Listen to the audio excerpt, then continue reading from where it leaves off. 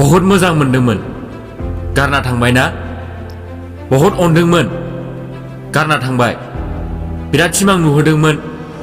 नुदोंमोन गारना थांबाय नोंबो थाथ'बाय बास बिसिमावनो नोंबो बुंना होबाय आंखौ गारना थांनाङा नों नङाबा आङो थांना थानो हानाय नङा बास बिसिमावनो नोंनि लोगोफोरनो नों बुंबाय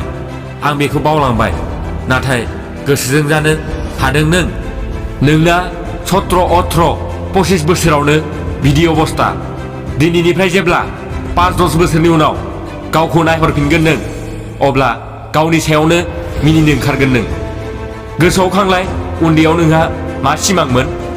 बिफानि आखाइखौ मालाबा दांफेरदों नों बेसे गोरा आगोल गुरैमोन नाथाय नोंनि थाखाय खस्थ' खालाम दिनै गोरा जाबाय थार मोजां मोननायनि थाखाय गाबदों थैदों स्टेटास लिरदों नाथाय थार मोजां मोननाया बहा थायो मिन्थियो नोङो बिमानि मेगनाव थार मोजां मोननाया बिमानि मेगनावसो थायो नोंखौ गारनानै थांनाय गार्लफ्रेन्ड आरो बयफ्रेन्ड बिसोरनाव थार मोजां मोननाया थाया दायो खोथाया नोंनि सायाव नों जुदि गाज्रि लामाजों आगान सुरोब्ला अब्ला माब्लाबा नों नोंनि एक्सजों मोखांजों मोखां लोगो मोनलायोब्ला अब्ला नोंनि एक्सआ सानगोन जे बेखौ गारनानै आंहा मोजाङानो जाबाय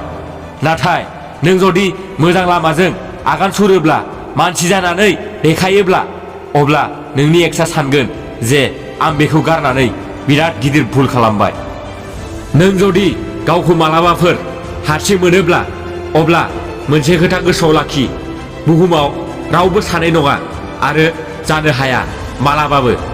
नों नुनाय खुसि मानसिफोरा खुसि नङा नों दावहा नां गावजों दावहा नां नोंनि दुरबल गोसोफोरखौ बुंना हो चेलेन्ज हो आं टाइगार आं मोजां सेंग्रा एबा सिख्ला जागोन जाय आंखौ गारनानै थांदों बियो गाज्रि बिराद गाज्रि आरो आंनो गाज्रि मानसि नाङा नों सिखार बोलो हो नों मोजां गिदिर मानसि जा आरो मोजां लामाजों आगान सुर थेंक इउ